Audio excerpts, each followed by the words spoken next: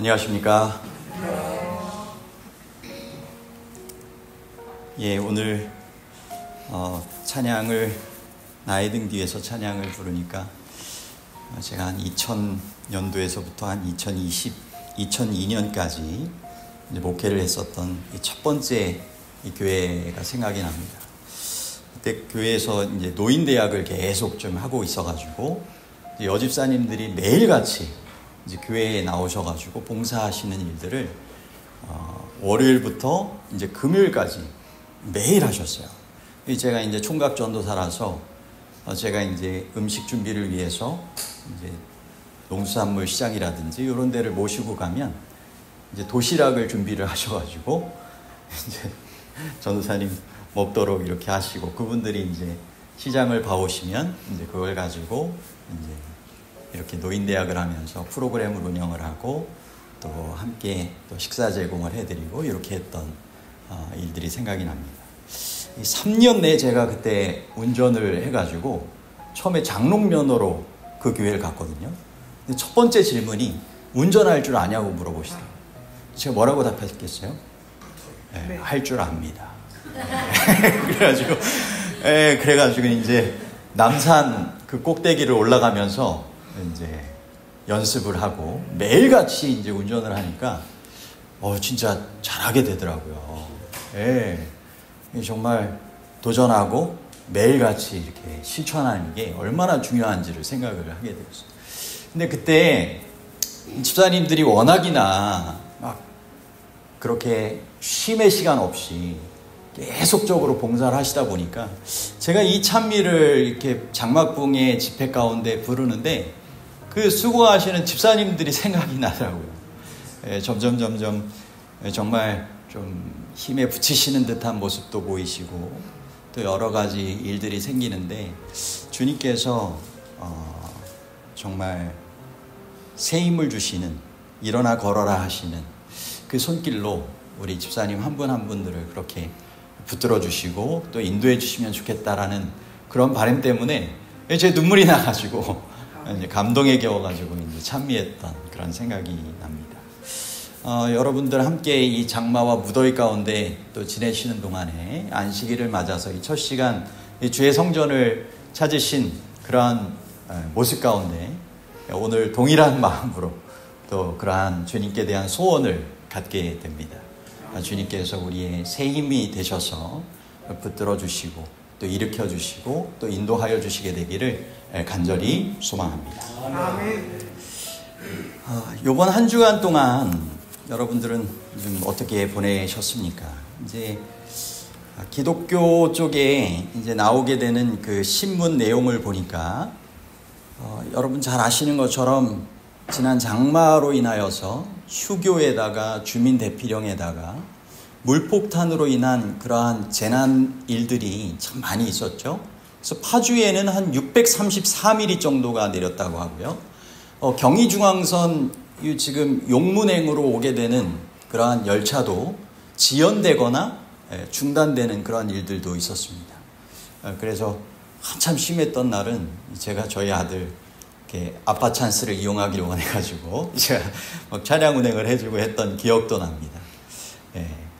그리고 대법원에서 판결 2가지가 났는데 이제 코로나 시기에 대면 예배를 전면 금지한 것에 대해서 한 교회에서 이것이 적법한 거냐라고 항소를 좀 하게 됐는데 그 부분에 대해서 이 코로나 시기에 대면 예배 전면 금지가 적법하다라고 판결을 내렸어요. 그래서 향후 비슷한 상황이 발생했을 때 전면 예배가 또 금지될 수 있는 근거의 판결이 마련이 됐다라고 이야기를 하고 있고요. 또 한 가지로는 이 동성 커플에 대해서 피부양자, 건강보험의 피부양자 자격을 인정하는 일이 대법원의 판결 가운데 있었어요. 그래서 일반 부부에 준하는 생활 공동체로서의 법적인 권리가 동성 간의 그러한 생활 가운데도 있다. 그래서 동성애를 인정하는 그러한 일들이 이제 있게 된 것이죠.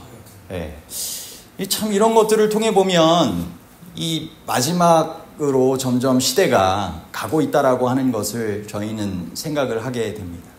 여러분, 이러한 때에 우리가 말씀을 읽고 말씀에 따라서 하나님께서 바라시는 뜻이 있다면 그 말씀을 삶 속에 적용하는, 그러한 실천하는 생애를 우리가 정말 살아야 된다라고 하는 생각을 갖게 되는 것입니다.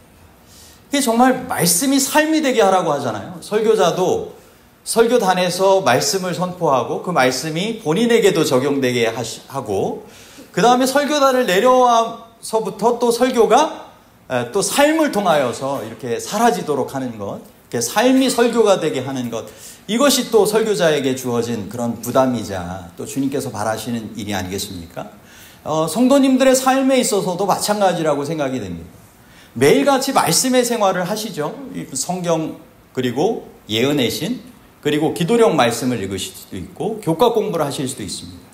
여러분, 그 가운데 매일같이 하나님께서 나의 인생에 정말 적용하기를 원하는 하나님의 뜻을 구하여 찾게 되시길 바라고, 그 주님께서 분부하시는 그런 하나님의 뜻이 있다면 그것을 잘 적용하는 그러한 실천적인 생애를 우리가 함께 주의 은혜와 도우심 가운데 살아갈 수 있게 되기를 바랍니다. 아멘. 그것이 정말 임박한 주의 재림을 위하여 준비되어지는 삶이고, 주님께서 바라시는 복된 생애로서 주님과 함께하는 복, 그리고 주님을 증거하는 복의 귀한 증인들로 살아가게 될 것입니다. 그래서 저는 오늘 잠언 16장에 있는 말씀을 통하여 말씀을 적용하는 복된 생애라고 하는 이 제목을 가지고 함께 말씀의 은혜를 나누려고 합니다. 첫 번째, 우리가 실천하면 좋겠다라고 생각하는 말씀의 원칙이 있습니다.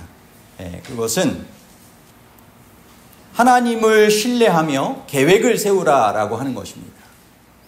잠언 16장 1절 또 3절, 9절, 33절의 말씀을 통하여서 우리가 얼만큼 하나님을 신뢰하며 계획을 세우라고 하는 것이 하나님께서 이 말씀 중에 주시고자 하시는 이 하나님의 뜻, 삶의 원칙인지를 생각을 해 보시면 좋겠습니다.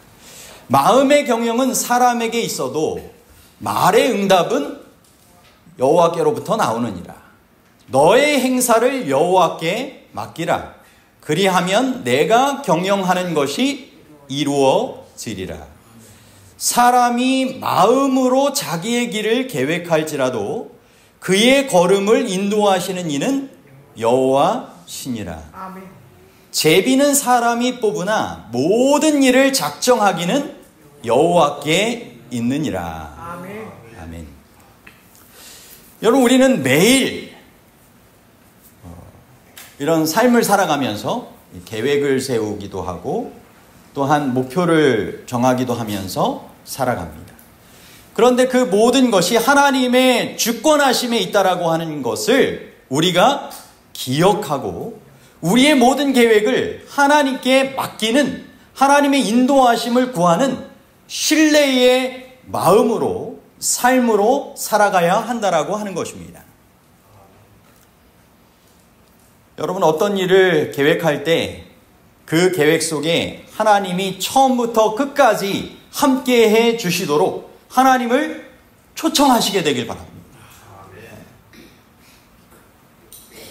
하나님께서 정말 가장 선한 인도하심으로 그 일들이 이루어지게 될 수 있도록 분명한 하나님의 뜻 안에서 계획을 세우고 그것이 성취되게 해달라고 그렇게 주님을 믿고 신뢰하며 구하고 그렇게 의지하며 살아가시게 되길 바랍니다. 아멘.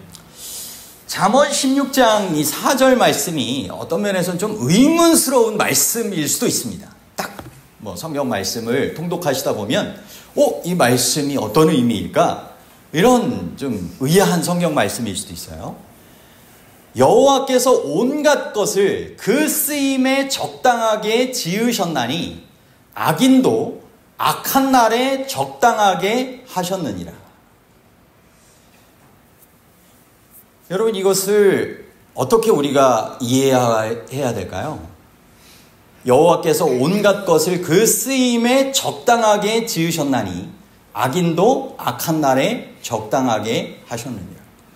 하나님께서 어떤 사람은 쓰임에 적당하게 의인으로 그렇게 정말 지으셔서 의인의 삶을 살게 하시고, 어떤 사람은 악하게 지으셔서 적당하게 정말 악한 사람으로서의 삶을 살게 하시는 거 아닌가. 뭐 예정론에 그렇게 근거로서도 쓰이게 됐던 성경 말씀이기도 한데요. 여러분, 이 의미가 무슨 의미인가? 쉬운 성경에 보면 여호와께서 모든 것을 자기 목적대로 지으셨나니, 하나님의 주권하심에 따라서 모든 피조물, 만물들을 지으신 건 맞죠? 네, 하나님의 목적대로 모든 피조물, 만물, 그리고 사람까지 지으셨습니다. 그런데 악인은 재앙의 날을 위하여 만드셨다라고 이렇게 표현되어 있어요. 근데 이제 만나 주석에 보면 이렇게 표현되고 있습니다. 각 피조물들은 하나님께로부터 저마다의 목적과 용도를 가지고 피조되었다는 뜻으로서 참으로 모든 만물과 그것들을 통해 발생되는 수많은 상황들이 하나님의 섭리와 계획이라는 하나의 통일된 법칙 속에서 성취된다는 뜻이다. 여러분, 모든 만물들이 운영되어지는 것이 하나님의 섭리와 계획 가운데 하나의 통일된 법칙 속에서 이루어지고 있을까요? 하나님께서 분명히 뜻하시는 법칙이 있어서 모든 섭리와 계획이 하나님의 주권 아래서 이루어져 가고 있는 것입니다. 그런데 사람이 죄를 짓게 되면 그 법칙상에는 어떻게 하게 돼 있어요? 죽음을 당하게 되고 고통을 겪게 되는 것입니다. 그런데 자유의지라고 하는 것을 통하여 거듭나게 되면 어떻게 됩니까? 사람이 영생을 얻고 하늘 본향을 다시 상속하게 되는 것이 하나님께서 섭리하심과 계획하심 가운데 모든 처음부터 끝을 다 내다보시는 주님께서 계획하시고 운영하시는 분명한 구원의 법칙이라고 하는 것입니다. 그렇다고 하면 영원한 지옥불의 형벌이 있을까요? 네? 악인들이 영원한 지옥불에서 자기의 죄값에 따라서 막 계속 고통당하는 것, 네? 그리고 죄인이 정말 불멸의 죄인, 이런 것들은 결코 없는 것입니다. 그죠? 하나님께서는 모든 사람을 정직하게 지으셨으나 사람이 많은 꾀를 내고 죄를 짓게 되었다라고 하는 표현이 나오고요. 그죠? 하나님께서는 모든 사람이 회개하여 구원에 이르기를 원하신다라고 나와 있습니다. 그죠?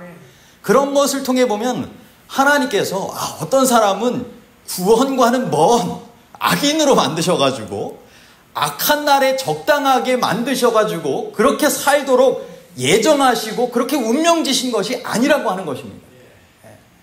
그런데 하나님의 법칙 가운데 보면 악한 날에 적당하게 악인들이 되어지는 삶의 법칙을 스스로가 선택할 수는 있게 되는 것입니다. 악인이 심판을 면하여서 정말 구원받게 되는 것은 하나님께서 뜻하시는 그 법칙대로가 아닌 것입니다. 그죠? 그렇기 때문에 스스로의 선택의 기회를 자유의지를 통하여 주시는 것입니다. 그런 면에서 보면 오늘 의인이든 악인이든 우리가 하나님께서 주신 삶의 기회를 가지고 구원과 영생을 위한 하나님의 그 법칙을 우리가 신뢰하며 바른 계획을 세우고 그 계획에 따라 삶을 살아가는 것은 중요한 것입니다. 그동안의 삶에 내가 세웠던 계획의 방식이 있고 또 삶의 길이 있다 할지라도 이런 하나님의 정말 구원하고자 하시는 그 사람, 정말 이 죄를 다 책임져 주시고 죄 없도록 용서해 주시고 정말 하늘 본향을 다시 한번 상속하게 해주시고자 하시는 그 하나님의 그 법칙을 우리가 생각을 하게 된다면, 깨닫게 된다면 그것을 신뢰하며 내 삶의 계획들을 더욱더 수정해 갈 필요가 있다라고 하는 것입니다. 어느 날 한 어부가 화창한 날씨에 두 아들을 데리고 바다에 나갔습니다. 두 아들에게 자신의 고기 잡는 솜씨를 뽐내기 위해서 이제 간 것입니다.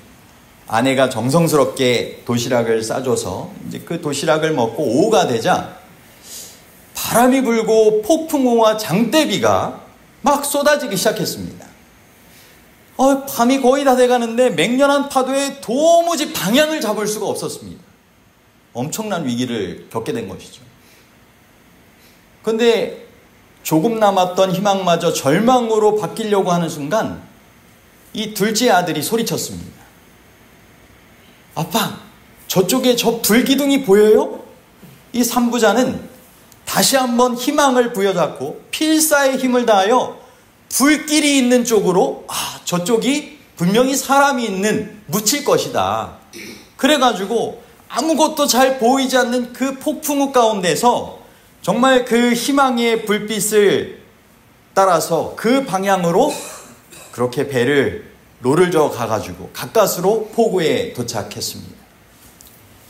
그런데 그 포구에는 가족을 걱정하여 마중 나온 아내이자 엄마가 있었는데 가족 얼굴을 보고는 비로소 정말 안도의 한숨과 함께 뭔가 안절부절 못하는 그런 모습을 보이고 있었습니다. 그러면서 이렇게 이야기했어요. 여보, 사실 오늘 저녁에 우리 집 부엌에서 불이 나서 그만 집이 다 타버렸어요. 미안해요. 그러니까 삼부자가 그냥 갑자기 막 날씨가 안 좋아져가지고 이 폭풍우 가운데 어떻게 정말 살아야 되나 막 허둥대고 있을 때 구원의 빛으로 이렇게 비춰지게 된 그 불기둥이 무슨 불이었어요? 자기 집이 불타가지고 그렇게 불기둥이 된 것입니다. 어떤 면에서는 우리의 인생이 참 알 수 없는 그러한 인생의 길을 우리는 살아가고 있는 것입니다. 그 찬양 가운데도 내일 일은 남 몰라요 그런 찬양이 있지 않습니까? 내일 일은 남 몰라요 하루하루 살아요. 불행이나 유행함도 내 뜻대로 못해요. 험한 이 길 가고 가도 끝은 없고 보내요. 주님 예수 날 붙드사 내 손잡아 주소서. 내일 일은 남 몰라요 장래일도 몰라요. 아버지여 날 붙드사 평탄한 길 주옵소서. 여러분, 하루하루 하나님께서 내 삶을 가장 적합하게 인도하여 주신다라고 하는 것을 우리가 신뢰하고 그분에게 맡기며 그분과 동행하는 삶을 살아야 하는 것입니다. 우리가 어디를 걷느냐, 어디로 가느냐, 또 무엇을 하느냐, 늘 주님을 의식하고 주님과 함께 살아가는 삶이 가장 안전하고 가장 형통케 되어지는 삶이라고 하는 사실을 기억하시게 되기를 바랍니다. 사람이 아무리 미래학에 대해서 배우고 다른 이들에게 미래를 잘 예언해 주려고 막 예견한다 해도 그 뜻대로 되는 게 아닙니다. 하나님의 뜻하심과 섭리하심대로 모든 일들이 이루어진다라고 하는 사실을 생각하시고 여러분 삶의 계획을 매일마다 세우실 때 하나님의 주권하심이 인도하심이 우리의 인생에 함께 하실 수 있도록 말씀을 통하여 기도를 통하여 하나님께서 주시고자 하시는 그 신뢰의 마음을 품고 그분의 뜻 가운데 하루하루를 계획하시고 순종하여 살아가시게 되기를 간절히 바랍니다. 때로는 유능하고 탁월한 사람들이 평범한 결과를 남기기도 하고 때로는 평범한 사람들이 탁월한 결과를 내기도 합니다. 왜 그럴까요? 평범한 사람들은 하나님께 의지하여 더욱 기도하게 되고 유능하고 탁월한 사람들은 저희의 탁월성을 더 의지하기가 쉽기 때문입니다. 여러분, 우리가 스스로 일할 때는 우리의 일만 되어질 수 있지만, 우리가 기도할 때는 하나님께서 일하시는 역사를 우리가 보게 될 수 있다라고 하는 것입니다. 그러므로 모든 일들을 하나님을 신뢰하며 계획을 세우시고 살아가시게 되길 바랍니다. 여러분의 개인의 인생에 대한 계획, 또 가정에 대한 계획, 또 교회에서 세울 수 있는 계획, 모든 일들이 다 마찬가지라고 생각이 됩니다. 두 번째로는 교만하지 말고 겸손하라고 하는 것입니다. 여러분, 이것도 말씀을 우리가 잘 삶 속에 적용해야 될 하나님의 귀한 원칙 맞습니까? 잠언 16장 18절 19절 보면 교만은 패망의 선봉이요 거만한 마음은 넘어짐의 앞잡이이니라. 겸손한 자와 함께하여 마음을 낮추는 것이 교만한 자와 함께하여 탈취물을 나누는 것보다 나으니라. 잠언 18장 12절에 보면 사람의 마음의 교만은 멸망의 선봉이요 겸손은 존귀의 길잡이니라 라고 되어 있습니다. 잠언 22장 4절에는 겸손과 여호와를 경외함의 보상은 세 가지가 나와 있습니다. 뭐라고 나와 있어요? 재물과 영광과 생명이니라. 여러분, 재물과 영광과 생명을 얻고 싶으십니까? 그렇다고 하면 교만하지 말고 겸손하게 여호와를 경외하며 살아가시게 되길 바랍니다. 아멘. 여러분, 여호와를 경외하는 결과가 겸손한 삶을 살게 된다라고 하는 것입니다. 자신의 부족을 인정하고 자신이 연약한 죄인임을 그렇게 생각할 때 우리는 겸손할 수밖에 없는 것입니다. 아멘. 여러분, 겸손함과 여호와를 경외함의 보상, 재물과 영광과 생명을 잘 설명해 주는 성경의 인물들이 나오는데, 첫 번째 솔로몬 한번 생각을 해보실까요? 여러분, 솔로몬이 겸손하게 여호와를 경외했을 때 이런 재물과 영광과 생명을 얻는 삶을 살았습니까? 아멘. 그런데 만약 솔로몬이 그런 삶을 계속 살았다고 하면 이런 축복의 주인공이 계속 잘 되었을 텐데 그가 마음이 교만해졌어요. 그죠? 예. 그리고 인간적으로 더 이렇게 형통하려고 외국 이방 공주들 데려와 가지고 자기가 신앙적으로 강화시킬 수 있고 더 자신의 정치력을 더 확산시킬 수 있다.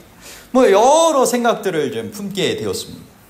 여러분, 그렇게 되었을 때 결국 솔로몬이 재물과 영광과 생명의 손해를 입게 되었고 그것을 주님께로부터 잃게 되는 삶을 살게 되었습니다. 여러분, 히스기야는 어땠을까요? 히스기야도 어떤 면에선 정말 아수르의 18만 5천 명의 대군을 멸망시키기도 하고, 그죠? 하나님의 기도의 응답으로 또 죽을 병에서 건져주시는 생명의 은총을 경험하기도 했습니다. 그런데 바벨론의 왕이 그 사절단을 보내어가지고 히스기야의 그러한 근황을 듣고는 그거를 확인하려고 축하의 그런 인사를 건넸어요. 그랬더니 교만하여가지고 자신의 부를, 지혜를 이렇게 자랑하고 이렇게 했을 때 어떻게 했어요?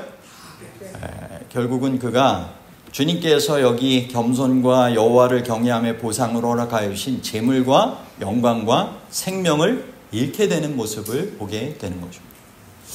오늘 우리의 삶에 주님께서 분명히 뜻하시는 복된 생애가 있다라고 생각이 됩니다. 교만하지 말고 겸손하게 여호와를 경외하는 삶을 우리가 신실하게 살아갈 수 있게 되기를 바랍니다. 하워드 핸드릭스 박사님은 이런 말을 남겼습니다.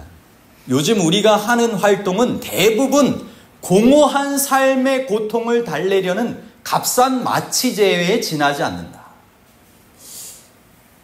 사람들이 바쁘게 살지만 중요한 것을 첫째 자리에 두는 일에 실패하면 결국 삶이 어떻게 된다는 거예요? 공허함과 실패함 속에 맞춰지게 될 수 있다라고 하는 것입니다. 그 공허한 삶의 고통을 달래기 위하여 마취제와 같은 것들을 막 사람들이 사용하면서 막 중독되죠. 실제 마약에 중독되기도 하고요. 그죠? 여러 쾌락에 중독되기도 하고요. 뭐 여러 가지 것에 정말 중독되어서 살아갑니다. 일 중독에 걸리기도 하고. 그런데 그 모든 것들이 다 구멍과 같은 것입니다. 채우려 하면 채우려 할수록 더 큰 욕망이 있어서 만족하지 못하고 계속 불만족한 삶을 살게 되는 것입니다. 채우려 하면 할수록 정말 빠져들어가는 채워지지 않는 그러한 갈증, 그러한 공허함을 헛수고를 하는 것과 같은 쳇바퀴를 돌리는 것과 같은 삶을 살아가는 것입니다. 그것이 어떤 면에서는 이 블랙홀과 같은 삶을 살아간다라고 생각이 되겠습니다. 누가 유혹해가지고 자꾸 이렇게 블랙홀에 빠지게 하는 거예요? 사단이 자꾸 유혹해가지고 이렇게 하는 것입니다. 하지만 우리가 눈을 들어 하나님을 바라본다면, 경외하면서 하나님의 은혜의 보좌를 바라본다면 언약의 무지개를 통하여서 우리에게 약속된, 그죠? 하나님께서 약속하여 주신 은혜의 삶이 있죠? 우리가 부족하다 할지라도 주님께서 어떻게 주십니까? 채워주시고 용납해 주시는 것을 우리는 경험하게 될 것입니다. 그러므로 우리 인간 스스로가 채우려고 하다가 블랙홀에 빠진 것과 같은 이런 사단의 유혹 속에 살아가는 것이 아니라 하나님의 은혜의 보좌를 바라봄으로 하나님과 함께하는 은혜의 삶을 통하여서, 그 연결된 삶을 통하여서 주님께서 베풀어 주시는 그 언약의 무지개, 그것이 우리의 삶 속에 실현되어지는 은혜와 축복의 삶을 살아가시게 되길 바랍니다. 아멘. 일본의 마쓰시다 그룹, 우리가 잘 아는 현재의 파라소닉을 세운 인물입니다. 그 그룹의 회장 이 마쓰시다 이 고노스케의 성공 비결을 한 기자가 물어봤어요. 그랬더니 그 성공 비결에 대해서 기자에게 이렇게 대답했다고 하죠. 나는 하나님으로부터 3가지 큰 은혜를 받았습니다. 바로 가난한 것, 허약한 것, 못 배운 것입니다. 기자가 대답하기를, 아니 회장님, 그건 은혜가 아니라 약점 아닙니까? 그랬더니 이제 이 회장님이 이렇게 이야기했습니다. 내가 가난했기 때문에 부지런히 일할 수 있었습니다. 허약했기 때문에 건강에 힘써서 이렇게 90세가 넘어서도 잘 살고 있습니다. 그래서 이분은 1894년생인데 1989년까지 살았어요. 그리고 못 배웠기에 모든 일을 스승 삼아 장점을 배우려고 했습니다.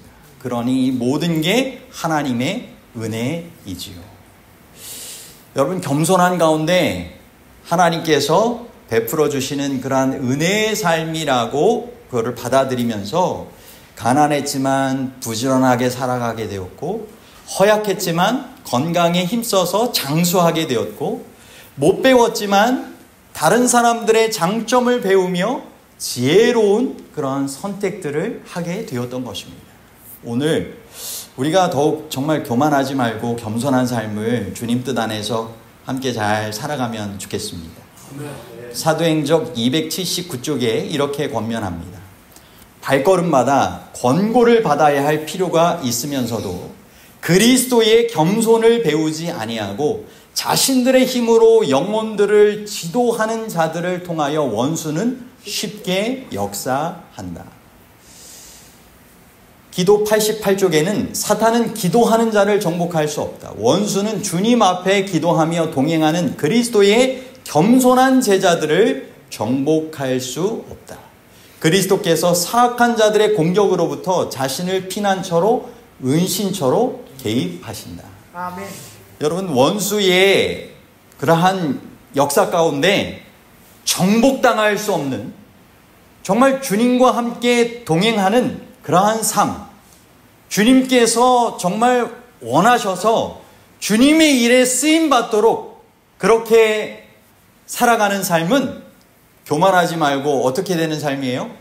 그리스도의 모습처럼 겸손함으로 살아가는 것입니다. 아멘. 선줄 생각하는 자는 넘어질까 조심하라. 그죠? 늘 주님께서 바라시는 것이 있다면 늘 나는 죄인 중에 내가 괴수다라고 표현했던 이 사도 바울의 심정처럼 늘 주님 뜻 안에서 겸손하게 주의 은혜를 구하고 주의 능력을 구하고 주의 생명을 구하며 살아가는 삶이라고 생각이 됩니다. 다음으로 세 번째는 정직하게 인자와 진리를 실천하기입니다. 잠언 16장 6절에 보면 인자와 진리로 인하여 죄악이 속하게 되고 여호와를 경외함으로 말미암아 악에서 떠나게 되느니라 라고 되어 있습니다. 우리가 결국 인자와 진리되는 하나님께서 원하시는 하나님께 대한 믿음과 그러한 순종의 삶을 통하여 주의 품성을 닮아가고 주의 품성을 증거하는 삶을 살아가게 될 때 그것이 결국 우리가 구원받은 사람으로서의 삶을 우리가 살아가게 되는 죄 가운데서 정말 승리하는 삶을 우리가 살게 되는 그러한 삶의 비결이라고 하는 것입니다. 잠언 16장 7절에 악을 떠나는 것은 정직한 사람의 대로이니 자기의 길을 지키는 자는 자기의 영혼을 보존하느니라. 여러분, 여호와를 경외하고 바라봄으로 그분과 연결됨으로 정직하게 악에서 떠나고 그분께서 행하셨던 것처럼 공의와 정말 인자를 잘 실천하며 진리 가운데 순종하여 살아가는 삶을 우리가 살아가야 한다라고 하는 것입니다. 그것이 우리의 실생활의 모든 것들을 통하여 그것이 보여져야 된다라고 말씀하고 계시는데 잠언 16장 11절에는 공평한 저울과 접시 저울은 여호와의 것이요 주머니 속의 저울추도 다 그가 지으신 것이니라. 잠언 16장 13절에 의로운 입술은 왕들이 기뻐하는 것이요 정직하게 말하는 자는 그들의 사랑을 입느니라. 여러분, 우리가 신앙인으로서 정말 주님의 닮은 인자와 진리를 정직하게 실천하는 사람으로 살아가야 되는데 우리의 입술을 통하여서도 그것이 실천되어져야 할 것이고, 그죠? 그리고 우리의 실제 삶의 모습을 통하여 정말 공평한 저울로 표현되는 주머니 속의 저울추로 표현된 이와 같은 정말 주님께서 원하시는 그러한 삶의 모습들이 우리가 하는 모든 행동 속에 잘 실천되어져야 된다라고 하는 것입니다. 사실 이 공평한 저울, 요것은 하나님께서 우리 모두를 저울질하고 계시다라고 하는 것을 다시 한번 생각해 보게 될 수 있는 대목입니다. 그래서 욥은 이렇게 고백을 했어요. 욥기 31장 6절에 내가 공평한 저울에 달려서 하나님이 나의 정직함을 아시게 되기를 원하노라. 그는 그의 인생이 마지막에 하나님께서 저울질해 보시게 될 그런 심판대 앞에 정직하게 서게 되는 삶을 매일같이 살아가게 되기를 원했던 것입니다. 사무엘상 2장 3절에 여호와는 지식의 하나님이시라 행동을 달아보시느니라. 하나님께서는 모든 행동도 달아보시고 마음의 숨은 동기도 다 달아보시겠죠? 그러므로 저울에 달아보니 부족하다라고 하는 그 선고가 우리의 인생의 마지막에 되어지지 않도록 하늘 성소에서 우리를 향한 영적인 저울질이 이렇게 공평하게 이루어지고 있을 때 정말 주님께서 바라시는 정직하게 인자와 진리를 실천하는 주님을 닮은 사람의 삶으로서 우리의 무게추가 그렇게 주님께서 인정하시는 삶으로 이렇게 사라지게 되기를 바랍니다. 교회 증언 5권 559쪽에 보면 우리가 왕같은 제사장으로 마지막 이 시대에 복음의 사업을 마칠 이 시대에 예수님의 제자로 부름받은 것 아니겠습니까? 그런 그리스도의 사람으로서 또 주님께서 바라시는 쓰임받는 일꾼으로서 그런 지도자들로서 어떻게 해야 되는가? 여기 회의라고 표현된 직원분이 될 수도 있고 또 교회 모든 그런 이제 지도자로 또 쓰임받을 수 있는 모든 분들을 우리가 다 생각을 해볼 수 있는 부분입니다. 교회 증언 5권 559쪽에는 우리의 회의를 구성하는 자들은 매일 그리스도의 발 앞에 앉아서 마음이 온유해지고 겸손해지기 위하여 그리스도의 학교에서 배워야 한다. 그들은 스스로가 연약하고 실수가 많은 사람들이므로 실수할 수 있는 다른 사람들에 대하여 친절과 동정의 마음을 품어야 한다. 그들이 그리스도와 연합할 필요를 깨닫지 못하면 그들은 그리스도의 생애를 특징지었던 공의호를 실천하고 긍휼을 사랑하고 참 예의를 나타낼 준비를 갖추지 못한다. 여러분, 결국 우리가 그리스도를 닮은 품성이 드러나게 되는 삶을 살아가려면 결국 그리스도와 연합된 삶을 살아가야 된다라고 하는 것이겠죠. 그렇게 주님과 정말 연합하고 주님과 동행하는 삶을 겸손하게 살아가는 것이 그분을 닮고 그분의 뜻대로 그렇게 그런 품성의 삶을 살아가는 것입니다. 미가서 6장 8절에 어쩌면 정직하게 인자와 진리를 실천하라고 하는 부분을 우리에게 다시 한번 강조할 수 있는 아주 핵심적인 성경 말씀이라고 생각이 되는데요. 미가서 6장 8절에 보면 사람아 주께서 선한 것이 무엇임을 내게 보이셨나니 여호와께서 내게 구하시는 것이 오직 공의를 행하며 인자를 사랑하며 겸손히 내 하나님과 함께 행하는 것이 아니냐. 그러니까 하나님과 함께 정말 연합된 삶을 우리가 살아가면 하나님의 공의와 인자하신 모습을 우리가 경험하고 그죠? 누리고 다른 사람들에게도 그것을 나누는 그러한 주의 품성을 잘 실천하는 삶을 살아가게 될 것입니다. 여러분, 여기 그 선한 사마리아인의 비유를 현대적으로 적용한 그런 영적인 그림이죠. 여러분, 우리가 이 선한 사마리아인의 비유 가운데 정말 안타깝게 등장하는 인물들이 두 인물이 있습니다. 제사장과 레위인입니다. 여러분, 그들은 분명히 예배드리고 가는 길이었을 거예요. 그죠? 그런데 단순히 그냥 예배드리는 그 모습만 가지고 주님께서 뜻하시는 생애를 살아가지 못한 것입니다. 그죠?